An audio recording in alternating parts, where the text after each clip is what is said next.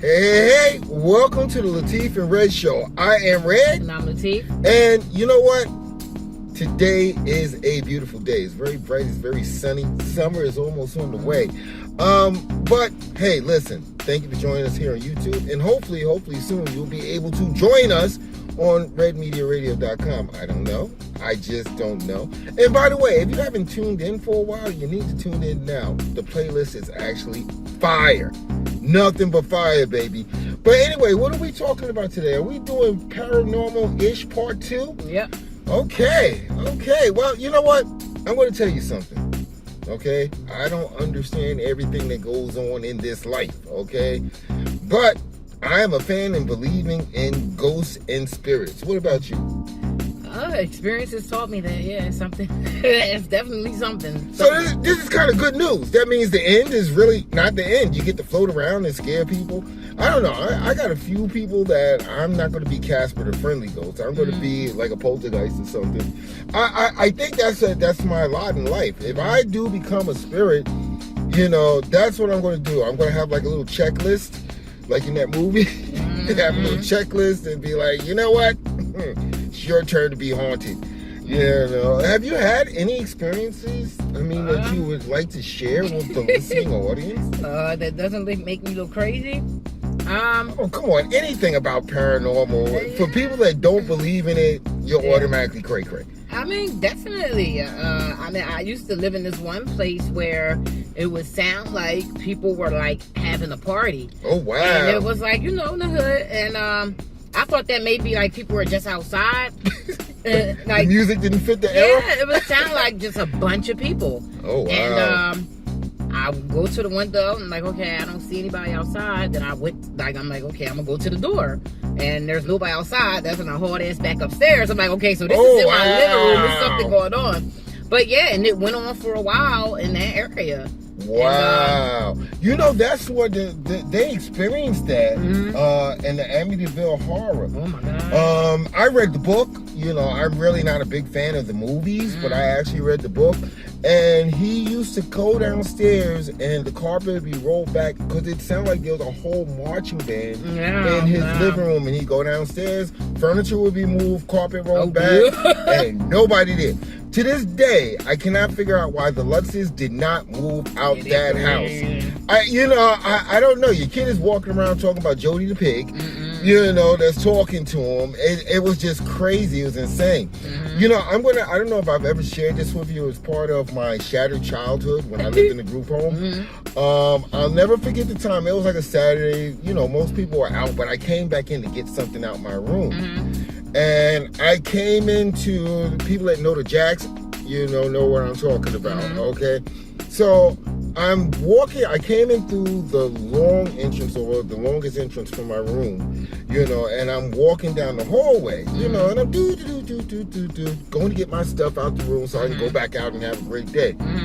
And lo and behold, I thought I saw somebody walking into my room. And I'm like, wait a second, I'm like, yo. And now I'm running down the hall, open the door, nobody's in there. Windows are all closed, everything. So that was like one of the experiences where I was just like, okay, there's something wrong with this. And you know what? Where people think you're crazy, I really only told a handful of people. Yeah. And out that handful, some of the people was like, oh, you crazy. You must have been high or something. And I know exactly what I saw. Yeah. Do you have any more experiences about ghosts? I do. What where we live at now? Remember I would hear like somebody's watching a baseball game. Oh yeah, and I don't watch baseball. Yeah, none of the males in the house watch baseball. But like a certain hour every night, we don't hear it anymore. But at a certain hour every night, you would hear like somebody is watching a baseball game. I'm like, the TV is not on. So once again, I'll go out there, nothing's on. I'm like, okay, let me run back into bed and hide under the covers because that means I just exposed myself to. Well, we got to be like the Lutzes and get the hell out of here because a lot of stuff has happened in that place. Yeah, not so much now though. Yeah, it's calmed down. You know why? Because I learned this trick from watching something on Gaia Channel. I think it was the Nori show, where you just blow. Yeah, I've learned that from Sylvia. Yeah, I actually do that now. If I feel like, no, I'm serious. I've done it before. I'll be in the bed. I'll get a feel. I'll be, You know, but it really does work, you know, because, you know, again, we're dealing with energy, nothing more, nothing less, you know, and for some strange reason, either I got really bad breath, or we're forcing them to leave, or that really works, you know. I remember I told you about the time where I thought you had came into the room. I was watching on the camera. I was resetting the cameras, and I thought you came into the room, and you like told me, it's like, no, I wasn't in here. But you know, between the orbs and everything else, I'm going to tell you something that only those close to me actually know, and I want to share this with you guys. Okay, so I'm like 5 years old, right? Oh yeah, that was scary. And I'm at my grandparents' house. And my grandfather had like a man cave downstairs. You know, his little drum set. You know, we're talking about back in the day. His little drum set, his big tube TV and everything. However, I was told summer after summer, hey, don't go down there by yourself. Okay, you're not supposed to go down there by yourself. Now, this is why I believe that Masons and Eastern Stars do practice magic. Okay? So, one day, my little 5-year-old hard-headed butt decides that, hey, let me just go downstairs and play with the drum set for a little while. So, it's like you have to go out this door, then you have the garage, and then there's a set of stairs that goes downstairs. I go downstairs. The light is all the way back by the boiler room. So I gotta walk into it. So I'm like, okay, I'm gonna go turn on the light. I gotta play drums. So I get downstairs, and he had this set of those, you know, those African statues, those wooden statues carved out of mahogany. I gotta take a No lie. So I'm getting ready to go in there, and then I heard like a little noise, and I saw something out the corner of my eye. Do you know that one of those wooden statues, I'm not talking about action figures, I'm talking about wooden statues, solid carved, like that reddish mahogany wood, carved, turned around and looked at me. I went, Scooby-Doo couldn't run as fast as I ran back up those stairs. So I run upstairs, and I tell my grandmother, and the thing is, she didn't try to console me. She didn't try to soothe me. She didn't tell me to calm down. Only thing she said to me was, didn't we tell you not to go downstairs by yourself? Yeah, that's good. I was like, wait a second, you know, little 5-year-old was like, you know, no hugs, no, are you all right? Did you hurt yourself? Didn't we tell you not to go downstairs by yourself? I'm like, oh my God. So that cinched it that there's powers out there that, you know, my little 5-year-old mind was like, okay, there's things that I just don't understand. And this is stuff you remember every detail. Yeah. Like when these things, if you remember every detail, I'm like, yeah, you're not crazy. Yeah. Like it's just certain, like the girls, they ran out. It's funny as hell. They came running out. It was a huge hot dog. They said it was a hot dog. It's a big hot dog. But I believe them because I've experienced a few things myself. I'm like, you know what? Y'all not sleeping there no more. But they were like freaked out over this. They were like shaking. Oh, it's a hot dog. It's a big hot dog. And I'm like, there are things that we really don't understand. And they see little versions of me. Like they'll come and tell me now. Oh, yeah. Like, they're like, Mom, I just saw a little version of you. She told me to come here. And I'm like, oh my fucking God. Yeah, we gotta teach you. Yeah. And one day we were standing there and they're like, oh look, there's the little somebody. It was like whoever was sitting right there, the little version of them. I think it was the baby. There's a little version of Jenna right there. I'm like, where? They're like right there. Let's go. Yeah.